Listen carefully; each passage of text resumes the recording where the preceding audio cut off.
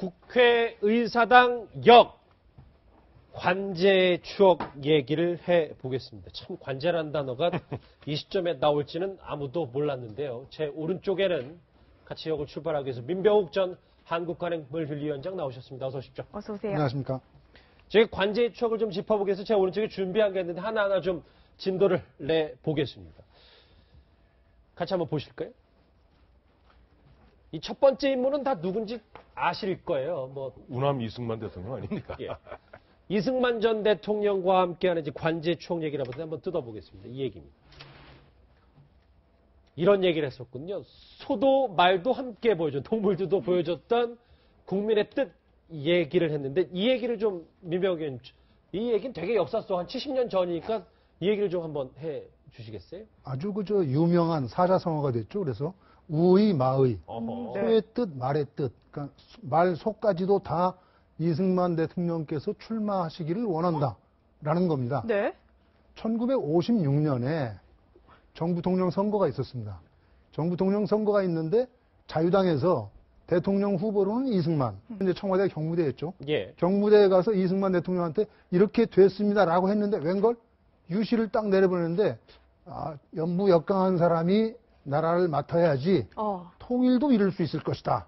그래서 나는 출마하지 않기로 작정했다. 네. 라고 말씀을 하시는 겁니다. 연부 역강하다는 건 젊은 이제 사람들 그렇습니다. 얘기하는 젊은 거죠. 사람들, 네. 힘 있는 사람들 나와서 나라를 이끌어야 할 것이다. 그리고 민주주의도 대통령이 이렇게 자주 많이 나오는 것을 원치 않는 것 같다. 라고 얘기하니까 깜짝 놀랐죠. 이게 정말 진위가 뭐냐. 네.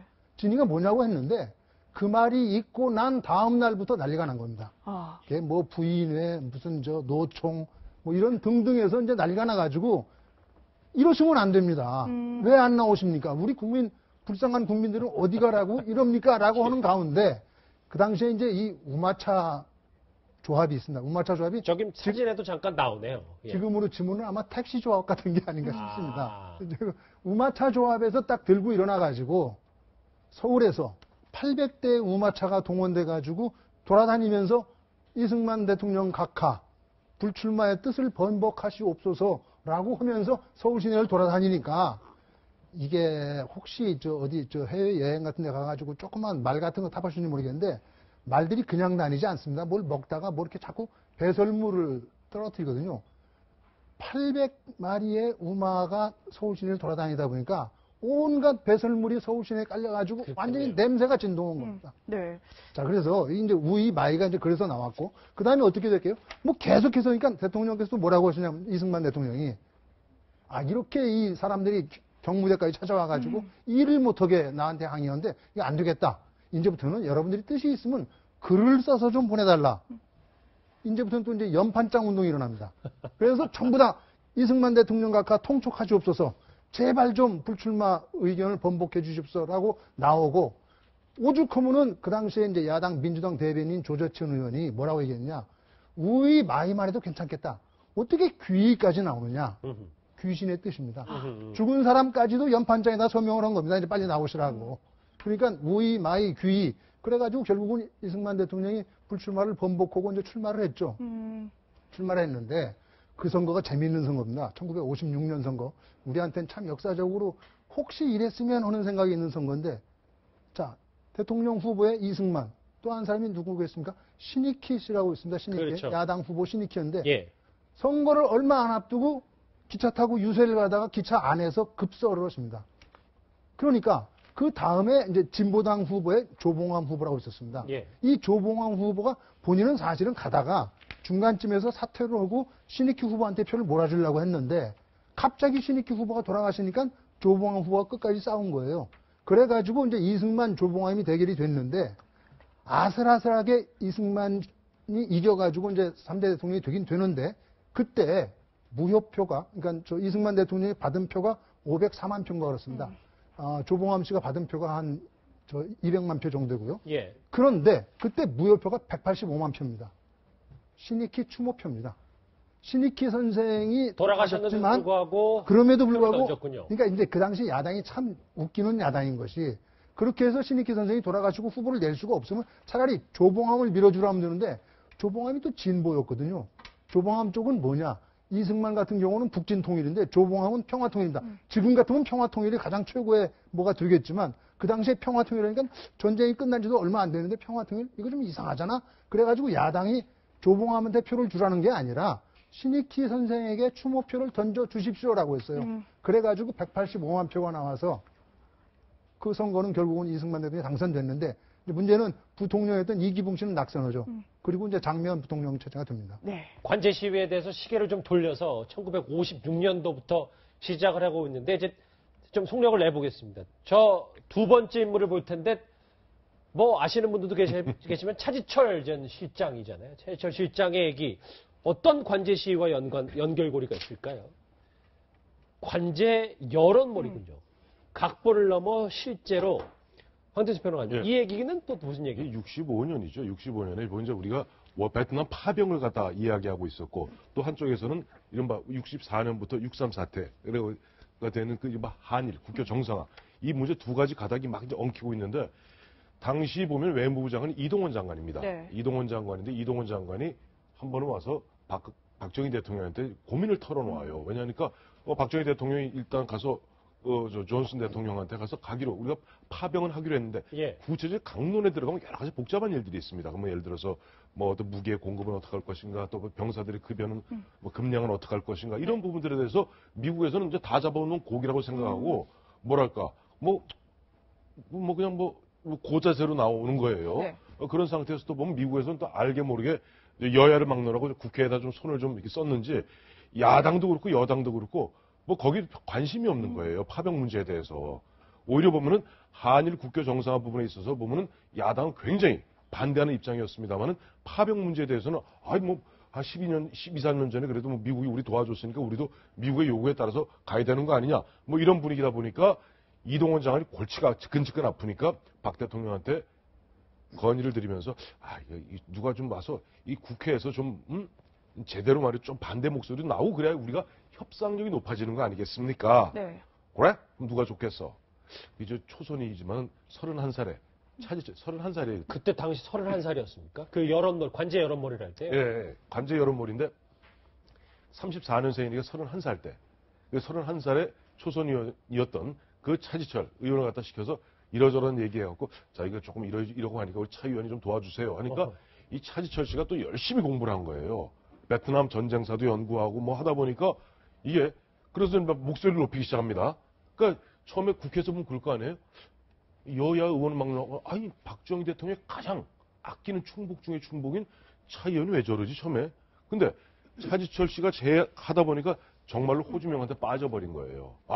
이 베트남 전쟁은 이거는 외세가 호치민. 예. 호치민. 그러니까 예. 이게 외세가 개입해서 프랑스가 그다음에 식민지로 두고 그다음에 2차 세계대전 끝나고 나서도 보면은 그 끝까지 다시 또 군사 들어와서 핍박하고 여기서 그러면서 점점점 호치민은 그런 또 민족주의 노선에 이제 매료되기 시작하면서 이런 얘기를 합니다. 아니 베트남에서 우리한테 파병을 요구하려면 최소한 노블리스 오블리제. 그러니까 사회 지도층들이 솔선수범하는 가운데 남의 나라한테 손을 벌려야지 자기들 고관 대작들 애들은 다 미국인이 어디를 빼놓고 우리 젊은이 보러 피 흘리라고 진짜로 처음에 각본으로 시작했는데 나중에 빠져버린 거예요. 그래서 하다 보니까 실제 그 분위기가 자칫 잘못하면은 이거 국회 파병 동의안을 때려야 되니까 이 잘못하면 뒤집어질 수도 있는 그런 분위기까지 간 거기 때문에 각본 원래 배우가 그런 거 있지 않습니까? 배우가 각본에 너무 확 빠지다 보면은 내가 나중에 진짜 그 사람이 돼버리는 거예요. 이게 실제로 각본으로 그 박정희 대통령도 굉장히 마음고생이 적잖이 심했다고 그래요. 제가 잠깐 하나만 사족을 좀 붙이자면은 근데 또 그렇게 되면은 야당이 뭐 아무것도 안 한 것 같으니까 그건 좀 그렇진 않고요. 야당도 반대를 했습니다. 반대를 하면서 뭐라고 했냐면 정규군 하지 말고 의용군을 보내자. 이제 그런 얘기도 했었고 그 다음에 이 국회에서 파병동의안이 상정이 된 곳은 몇 차례가 있습니다. 맨 처음에는 의무병과가 있었고 그 다음에 이제 건설 공정병과가 가고 그 다음에 이제 전투병이 가는데 나중에 아까 지금 얘기한 것은 차지철 의원 같은 경우는 이제 비전투병과에서 전투병과로 올라갈 즉 알겠습니다. 그 당시 얘기입니다. 두 말씀을 고루 다 조금씩 더 듣고 싶어서요. 저희가 인물 하나 하면 짧게 좀 부탁드릴게요. 갑니다. 다음 인물은 이분은 잘 모르실 수 있는데 네. 허문도 씨입니다. 누군지 좀 3허 중에 한 명인 전두환 전 정권 때 허문도 씨인데 이 얘기를 좀 해보겠습니다. 관제 축제였군요. 유사일에 가장 거대했던 축제 국풍 80일 이거는 저 처음 들어보는데 민원장 설명을 좀 부탁드릴게요. 유사일에 가장 거대했던 축제라기보다도 유사일에 가장 거대했던 먹자판이라고 있었죠. 먹자판이요? 네, 뭐 그래가지고 어느 지역을 뭐 얘기해주면 어떤 김밥 같은 경우가 이제 이 축제에 등장을 해가지고 좀 유명해지고 했는데 허문도시라고 있습니다. 전두환 전 대통령 당시에 예. 뭐 정무수석 비서관도 하고 처음에는 공부부터 시작했다가 했는데 원래 기자 출신입니다. 아하. 도쿄에서 기자를 하면서 상당히 공부를 많이 했어요. 그래가지고 이른바 민족주의니 뭐 이런 거에 이제 관심이 많아가지고 나치의 뭐 민족주의인가 일본의 메이지 유신 이런데 함입이 돼서 와가지고 국내에 들어와서 한 일이 별로 안 좋은 일을 많이 했죠. 언론 통폐합. 언론 통폐합이 허문도시 작품입니다. 아, 그런 걸 다 허문도시. 그렇습니다. 이 국풍 80일이라는 것은 81년 5월에 한 건데요. 이게 뭐냐면은 80년 5월에 뭐가 있었습니까? 광주 민주화 운동이 있었죠. 예. 그 81년 5월에는 뭘까요? 광주 민주화 운동 1주년이 되는 겁니다. 네. 그 1주년에 대학가나 젊은이들 사이에서 문제가 일어날까봐 그렇죠. 그거를 막기 위해서 아하. 여의도에다 일종의 구판을 벌인 겁니다. 네. 이른바 관제 뭐 문화 행사 뭐 이렇게 볼 수 예. 있을 것 같은데 보니까는 수많은 시민들이 이렇게 북적거리는데 반대편에서는 이거에 대해서 시위를 하는 무슨 진풍경까지 벌어졌다고 학생들이, 해요. 이제 주로 이제 학생들이 나와서 이 말이 되느냐. 그때 이제 대학가에서 유행했던 게 3S 정책이다 그래갖고 그 당시 칼라 TV 나오고 뭐 스크린, 뭐 스포츠, 그다음에 섹스 이게 세 가지 3S 정책이라고 그러지 않습니까? 그 당시 프로야구 나가고 그다음에 그 칼라 TV 나오고 그런 판에 아까 말씀하셨던 바와 같이 81년 5월에 그렇네요. 광주 민주항쟁 1주기 그게 맞춰서 어떻게 보면 좀 요즘 말에 물타기 하는 거죠. 물타기 하다 보니까 학생들이 그야말로 대거 그쪽 와서 하는데 그때 분위기가 원체 이런 거 있어요. 그때까지만 해도 우리가 통행금지가 있을 때거든요. 네. 근데 그때 그 기간만은 통행금지가 없었어요. 아, 풀어줬어요? 풀어줬어요. 네. 그 기간만은. 그러니까 그야말로 아까 말씀하셨던 먹자판이 되었던 것이고 그 당시 뭐 저항시인 김지아라든가 그다음에 뭐 그 김민기 씨 이런 쪽에서 손을 뻗쳤습니다만 그 사람들은 안 왔고 오히려 보면은 그야말로 먹자판에다가 저 흥겨운 판이 좋으니까 그걸 바라보는 학생들 입장에서 가슴이 찢어졌겠죠. 그때 당시 민심도 저게 문제가 된다는 걸 다 알고 있었던 거래요. 근데 문제가 되는 걸 알고 있었습니다만 사람들이 또 먹는데 정신이 팔리다 보면은 그리고 이제 우리가 이 국풍 80일에 딱 한 번 했는데요. 거기서 딱 한 명의 스타가 나왔죠. 누굽니까? 이용이라고 가수. 아하. 바람이려. 그게 바로 국풍 80일이 만든 유일한 지금 어떻게 보면 유산이에요. 어허. 그랬는데 어쨌든 허문도시 아까 말씀하신 대로 허문도 당시 보면 그런 식으로 바람을 몰아가면서 뭔가 그 굉장히 돌파력이 있기 때문에 전두환 대통령 입장에서 너무 고마운 거예요. 자신들이 모르는 걸 갖다가 그 기자의 그 감각 갖고 탁탁 찝어주거든요. 그런 식으로 해서 어쨌든 그 참. 광주 항쟁 1주기의 어떤 그런 바람을 갖다가 샥 빠져나갔죠. 네. 어쨌든 전두환 전 대통령은 뭐 여러 가지 비판에도 불구하고 강행을 하긴 한 뭐 거겠죠. 했죠. 해가지고 닷새 동안 했습니다. 닷새 동안 했는데 자기들 말로는 주최 측 말로는 1000만 명이 왔다고 그래요. 근데 못 잡아도 그 당시 뭐 저도 기자로서 거기 취재하고 있었는데 한 3,400만 명은 간 것 같습니다. 그랬더니 언론학자 강준만 씨가 네. 구경꾼 1000만 명을 동원한 난장판이었다라고 했습니다. 그렇군요. 지금 저희 1950년대 관제 시위 같이 한번 준비한 거 보시죠. 관제 시위 그리고 관제 여론몰이 관제 축제에서 이제 마지막 왔습니다. 이거는 이제 인물이 아니고 한 당의 간판이 나와 있는 것 같은데 뭔지 한번 어떤 관제 야당 얘기군요. 네. 저 위원님 예전에는 야당도 관제 야당이 있었나 보죠. 이 두 개가 이제 다 80년대군요. 아하, 이른바 그렇군요. 신군부와 관련이 있는 거네요. 그런데 그렇습니다. 1980년에 그 5.17 쿠데타를 일으키지 않습니까? 5.17 쿠데타를 일으키고 그다음에 이제 9월에 전두환 대통령이 취임을 하죠. 대통령이 취임하면서 보니까 이제 그다음에 81년에 가서 선거가 있게 됩니다. 국회의원 총선거를 해야 되는데 뭐 정당이 어디 있으면 전부 다 정치 규제 해버렸으니까 그래서 정당을 새로 만들어야겠다라고 해서 만든 것이 이른바 이제 청와대와 보안사 신군부는 보안사 출신들이 주축이니까요. 예. 청와대와 보안사가 주축이 돼가지고는 민정당이라는 집권정당을 만들고 그다음에 야당을 그 당시에는 중앙정보부 정치팀에 맡겼습니다. 야당 창당을.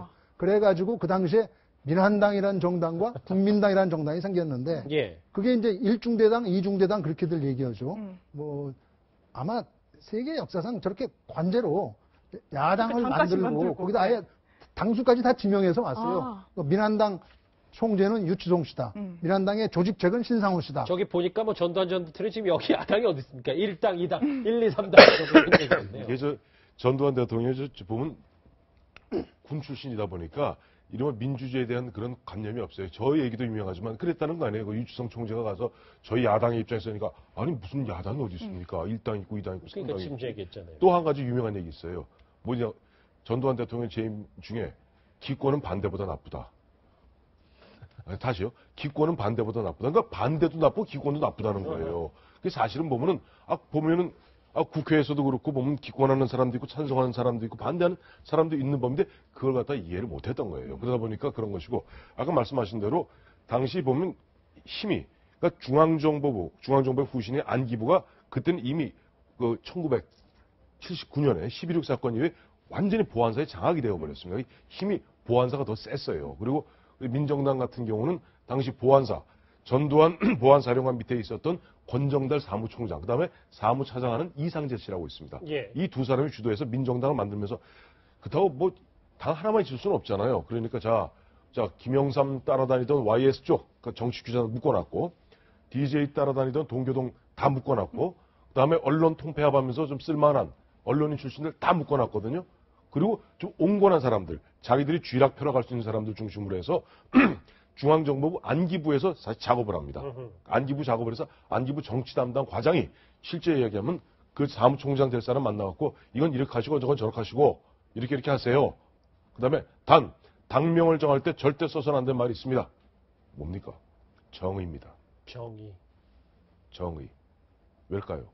그 정의라는 것은 민주정의당으로 이미 여당을 이미 이름이 당명이 정해졌으니까. 내부적으로 정해지고 발표는 안 했지만 내부적으로 정해져 있기 때문에 정의는 쓰시면 안 됩니다. 라고 했다는 거예요. 네. 근데 사실 이제 국민들이 이런 꼼수를 몰랐을 리는 없었을 텐데 실제로 이 11대 총선에서 여당이 관제 야당까지 만든 여당이 승리를 하긴 했습니까? 당연히 이제 그 당시에는 1구 2인제였습니다. 1구 2인제에서 거의 다 이제 여당은 한 명씩은 다 되는 거고 그다음에 이제 야당이 이제 나눠 먹기로 했는데 네. 민한당이 한 80석 그다음에 국민당이 한 30석, 40석 정도를 이제 했는데 근데 그게 오래 갑니까? 네. 다음 총선에서 바로 거꾸로지는 그게 바로 1985년 2.12 총선으로 신민당 돌풍을 일으키는 계기가 되는 겁니다. 그러니까 81년 선거에서는 저렇게 관제 여당, 관제 야당들이 나와서 싸우는 것처럼 보였지만 국민들은 다 보고 있었어요. 그리고 네. 신군부 85년까지도 신군부 그 서슬퍼런 때인데도 김대중, 김영삼, 양 씨가 합쳐가지고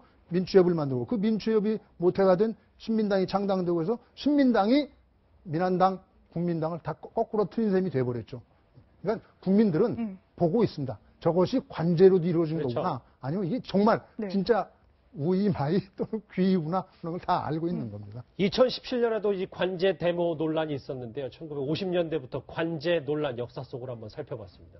두 분과는 여기서 인사드리겠습니다. 고맙습니다. 고맙습니다.